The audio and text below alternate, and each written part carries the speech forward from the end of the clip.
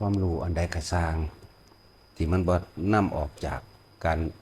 พ้นจากการเกิดได้ความรู้อันนั้นก็เป็นแค่สัญญาที่เขาไปยึดมั่นเอาเขาไปถือเอาเขาไปจริงไปจังกับมันแล้วก็เวียนว่ายตายเกิดไปกับความรู้ที่ตัวเองเขาไปยึดเอาความรู้ทั้งหลายของคนก็รู้บ่ทันอารมณ์ดอกมีแต่รู้ตามสัญญาและสุดท้ายก็พ่ายแพ้แก่อารมณ์ความรู้สึกที่ภาษาบาลีว่าอาสวะขยักอารมณ์ความรู้สึกที่เข้าไปของอยู่นั่นเองต่างกันเด้กับความรู้สึกตัวความรู้สึกตัวนี่คือความคิดของเขาบ่ได้แล่นไปบ่คิดไปถึงบุคคลสัตว์สิ่งของจิตแต่ไรเจตนาในการคิดถึงรูปวัตถุต่างๆมันก็เกิดบ่ได้ความรู้ยังก็สร้างสู่รู้สึกตัวในตัวเขาเองบ่ได้นั้นเพิ่นจึงว่าถ้าคำว่าศีลนี่แปลว่าปกติไม่คิดตื่มให้ต่อให้ว่าไม่คิดทำร้ายเบียดเบียนให้ผู้ใดผู้หนึ่งเสียชีวิตและทรัพย์สินตลอดทั้งมนุษย์และอมนุษย์คนและสัตว์การที่สิบ่คิดแบบนั้นได้ก็ต้องน้อมเข้ามาอยู่ในลมหายใจตัวเองมั่งในความรู้สึกตัวเองมั่งเมื่อมันบ่ไปคิดถึงรูปวัตถุสิ่งของบุคคลสัตว์สิ่งของมันก็บ่อาจสามารถที่สิไปปรุงแต่งในความอยากได้อยากดีอยากมีอยากเป็นอันใดๆความคิดปรุงแต่งในความอยากได้ดีมีเป็นก็คืออารมณ์อยากของตัวเองก็คือตัณหาของตัวเองอุปทานคือยึดของตัวเองแต่ล้วนแล้วถ้าเป็นการเกิดทั้งนั้นเลยแต่ความคิดของเฮาบ่แล่นไปบ่คิดถึงบุคคลสัตว์สิ่งของแต่ว่าเฮายึดลมหายใจไว้เป็นเบื้องต้นในการยึดลมหายใจไว้เลื่อนว่ารู้สึกตัวความรู้สึกตัวนี่ความคิดบ่ปรุงไปดอกรู้สึกตัวกับลมหายใจรู้สึกเย็นในโพรงจมูกลมเข้าออกอยู่แค่นี้เองความคิด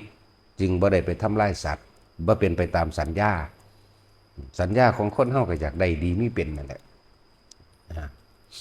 ทีนี้มันก็เกิดกลายเป็นสมาธิเองเป็นจิตที่ตั้งมั่นแต่ในความตั้งมั่นเพราะว่าเมื่อจิตไม่คิดไม่นึกถึงบุคคลสัตว์สิ่งของแล้ว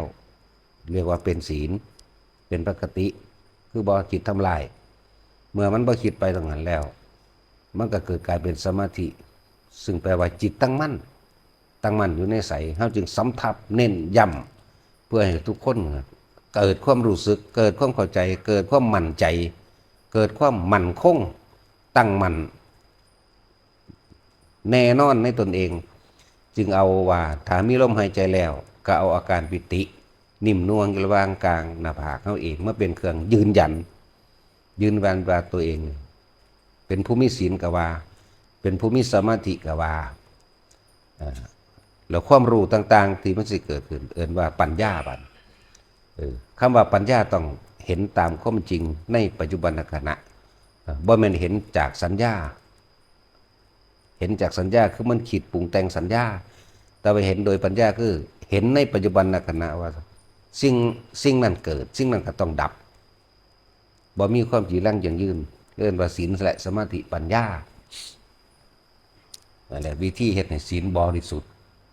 บ่แม่นเจตนาโดยการรักษายังบ่บริสุทธิ์เพียงแต่ว่าเป็นเจตนาเป็นเบื้องต้นแต่วิธีทำให้ศีลบริสุทธิ์คือลมหายใจนี่หรืออยู่ในความรู้สึกโตกับจุดใดจุดหนึ่งที่เฮาตั้งสร้างฐานมันขึ้นมาแล้วให้เกิดความรู้สึกโตจุดใดจุดหนึ่งของเฮานี่ก็เน้นย้ำว่า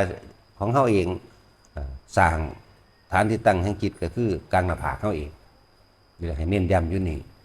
แต่ว่าบ่แม่นว่าเฮาสิจับลมหายใจไปตลอดนะบางที่มันก็บ่เห็นลมหายใจหมายถึงบ่รู้สึกในลมหายใจแต่มารู้สึกอยู่ในนิ่มนวลในหน้าผากกลางหน้าผากนิ่มนวลอยู่หั่นบางคนก็นิ่มนวลกลางหัวนุบนาบบางคนก็เข้ากลางสมองบางคนก็ลงหน้าอกจังซี่เป็นเบื้องต้นนี่ ถ้าสิพูดถึงเลี่ยงลำดับลมหายใจกับอาการปิตินิ่มนวลกลางหน้าผากเรียกว่าฌานขั้นต้นเริ่มสงบหรือสงบแล้วละจริงๆมันสงบแล้วละแต่ว่า บ่แม่นว่ามันสิจับล่มอยู่ตลอดอันนี้บางที่เฮาเดินไปเฉยๆย่างไปหรือนั่งอยู่ซื่อๆธรรมดาความรู้สึกในกายเกิดเพิ่มขึ้นมาเกิดนี่แหละหน้าผากเฮานี่แหละเกิดกลางหน้าผากเฮาปุ๊บนั่นเป็นขั้นที่สองที่จิตร่วมคือบ่คิดนั่นเองเกิดความสงบตั้งมั่นก็เลยอยากให้ทุกคนเข้าใจว่าเป็นหยังคือให้มีความรู้สึกโตนิ่มนวลอยู่นี่ให้มั่นใจเลยว่าเป็นสมาธิแล้วจิตตั้งมั่นต่อมาก็มีแต่ว่าสิ่งที่ผ่านมาในตาเฮาคนนั้นย่างไปแล้วก็รับหายไปนี่เกิดดับเสียงนั่นที่ผ่านเข้ามาในหูเฮาเขาบอกกันทุกกากทุกแจกหรือเสียงนกก็แล้วแต่เดี๋ยวมันก็หายไปนี่เอิ้นว่าเกิดดับนี่เห็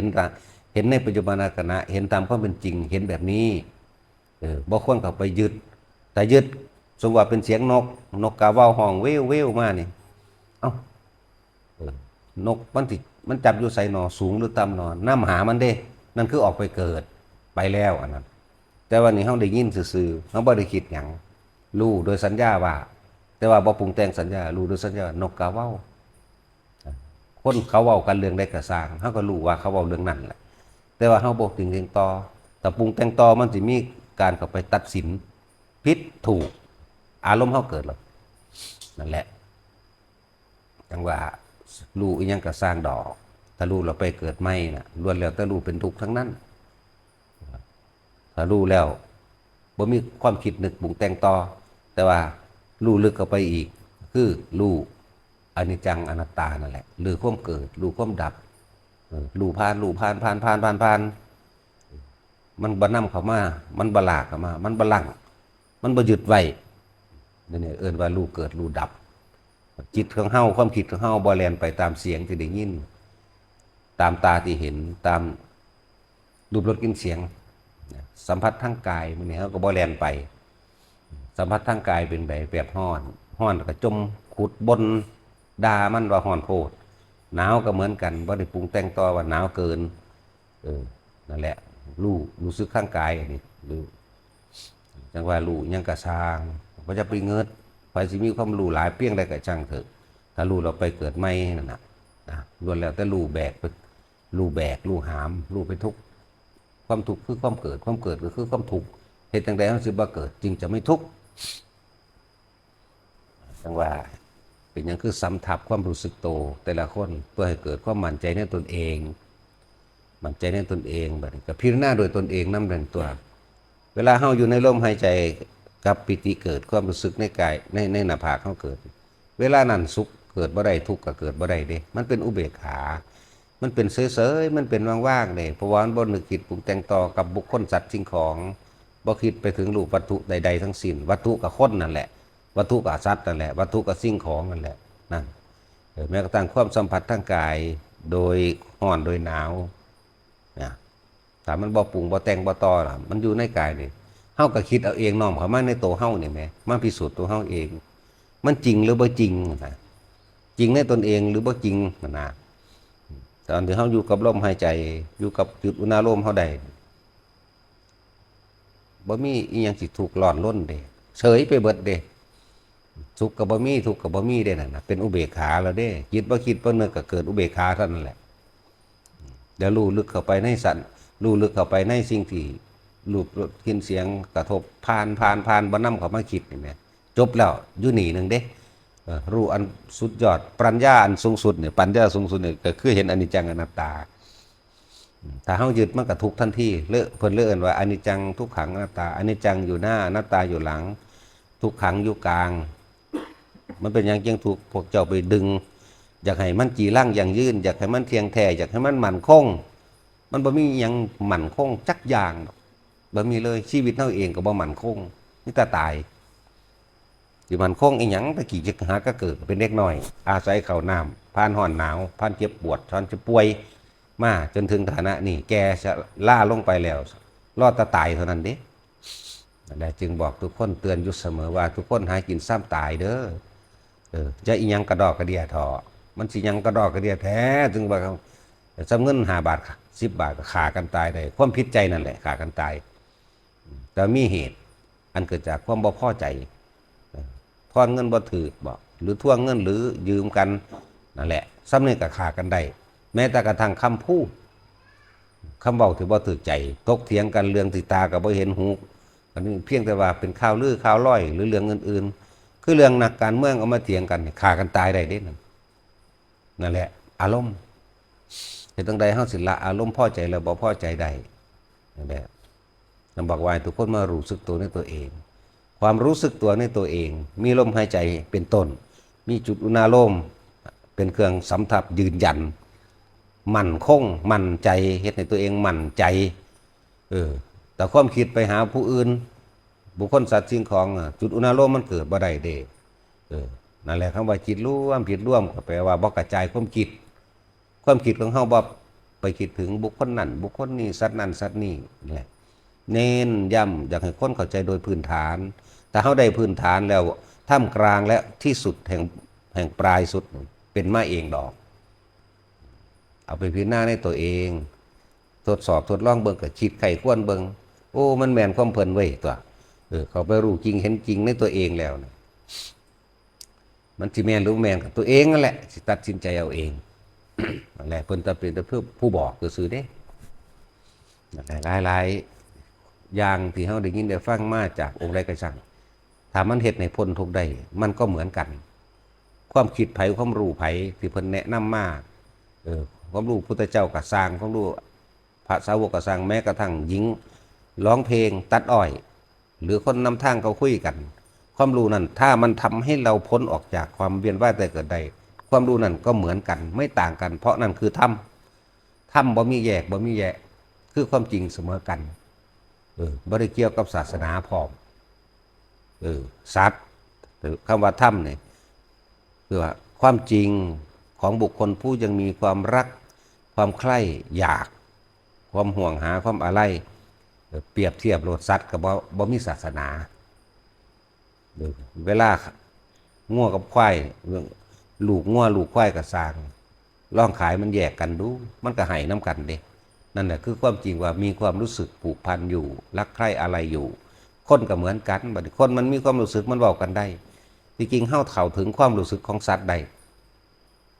เพราะว่ามันเป็นของที่แยกกันบ่ได้ในหันมีดวงจิตเหมือนกันมีความรู้สึกเหมือนกันเจ็บปวดร้อนหนาวหิวกระหายเหมือนกันกับเฮาเลยทุกอย่างทุกชีวิตทุกสัตว์นั่นแหละพระพุทธเจ้าเพิ่นจึงพูดร่วมๆเว้าร่วมๆเลยเด้สัตว์ทั้งเบิดเลยสำหรับพระพุทธเจ้าเพิ่นเว้าแต่พวกเฮายันบ่เข้าใจก็เลยมาแยกออกว่านั่นหมาเด้อหมูเด้องัวเด้อควายเด้อกิ้งเหลนเด้อกิ้งกือเด้อเด้คนเด้อนั่นที่จริงอันเดียวกันสัตว์แปลว่าผู้มีตัณหาสัตว์แปลว่าผู้คล้องอยู่นั่นคล้องอยู่ในหยังก็คิดเอาเองตัวตอนนี้ทุกคนผู้ใดคล้องอยู่ในไผอันใดก็บ่ห่วงแล้วแหละเหลือแต่ลูกผู้เดียวอีนั่นบักนี่นั่นของคือเก่าย่านเขาเอาตัวบ่รอดนั่นแหละเอิ้นว่าคล้องอยู่นั่นแล้วถึงเทียบว่าสัตว์ทั้งหลายก็อันเดียวกันนี่กับเฮามีความปรารถนาความสุขเหมือนกันซึ่งเป็นสิ่งที่มันเคลือบไว้หลอกลวงไว้ปรารถนาความสุขปรารถนาความมั่นคงในชีวิตแต่ว่าบ่เห็นความตายเป็นในไพ่ภาคหน้าหรือภาคปัจจุบันเท่านี้จังว่าแต่ละคนน้อมเข้ามาพิจารณาในตัวเองศึกษาอันใดก็บ่ทอศึกษาตัวเองดอกนาศึกษากายตนเองศึกษาใจตนเองนี่สรุปแล้วสลัดกายออกเหลือแต่ใจล้วนๆเท่านั้นมันก็เห็นเข้าไปหรอกนั่นแหละคนนำไปคิดนำไปทดสอบ